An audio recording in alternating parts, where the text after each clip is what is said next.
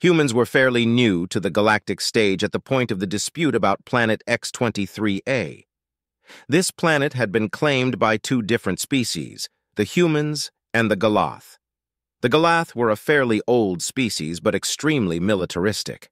The Galath were strange in the idea that they were a hive mind, not exactly uncommon, but they had multiple queens who ruled with a sort of democratic system amongst each other.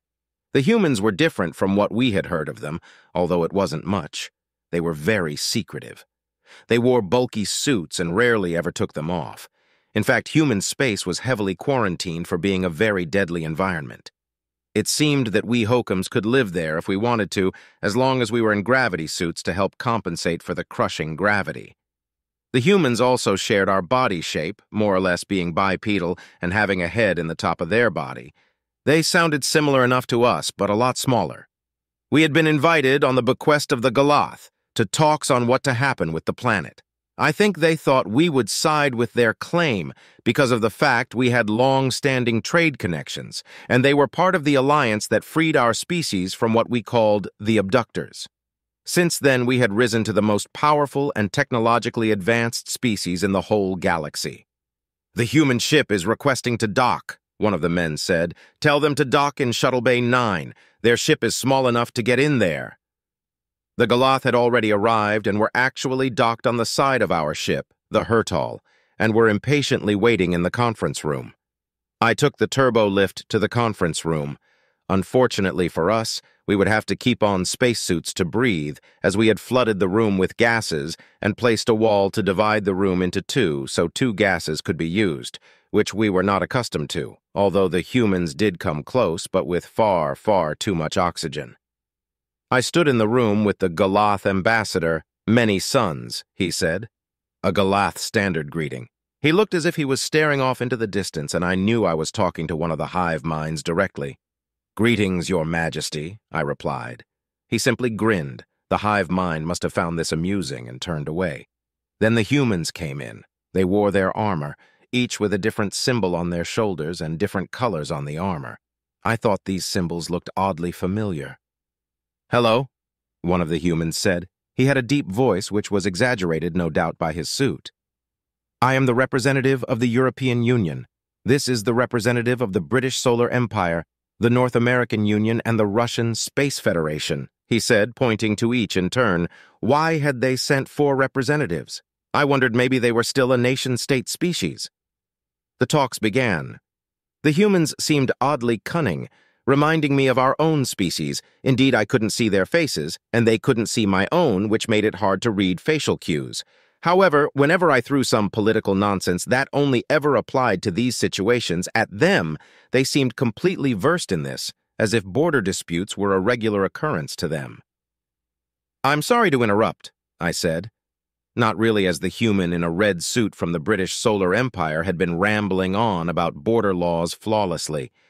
"But you can remove your helmets. We had specially conditioned the atmosphere in your room to be similar to your own world."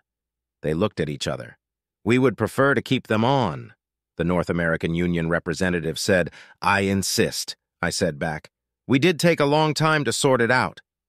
This was an utter lie. It took 10 minutes in reality, but we had been talking for 3 hours now, and I wanted even a small win. I was stunned by what I saw look at me. The British Solar Empire representative had taken his helmet off. In fact, it was a she, but that wasn't what shocked me. They looked like us. Nose in the right place, eyes in the right place, ears, mouth with pink lips, pale skin, and blonde hair. The Galath had seen it too. "What trickery is this?"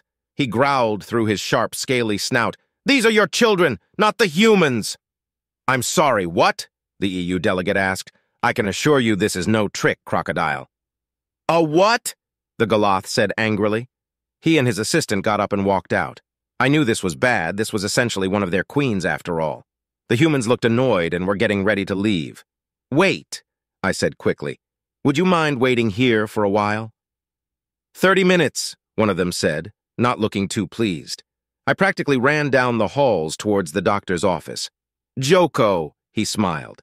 "What can I—" "No time," I panted. "Follow me." Now we were both running until we got to another office titled Xenobiology June, I said. "Follow me." Now 3 of us were running, 2 looking very confused. The atmosphere in the conference room on our side had become habitable to us again as we walked in. 4 very shocked, very confused humans looked back at us. June and the doctor were stunned. They were looking at creatures that looked like us but the size of children. Galactic confusion sprouted. 2 species living in space shouldn't look anything like each other, but here we were, nearly identical in all but size. Then the truth seeped out when our historians saw the humans and the logos that looked all too familiar. They were us, or rather, we were them. They were who we once were. The abductors had taken us from Earth before spaceflight had begun to take root. Their flags were the old emblems of freedom in our textbooks of prehistory. We had gained FTL whilst they fought their First World War. We had taken our position as the major power in the galaxy when they landed on the moon. Time and space changed our size and decompressed our skeleton, but we were practically the same. But Homo sapiens were different. They advanced at impossibly fast speeds after we gave them advanced FTL.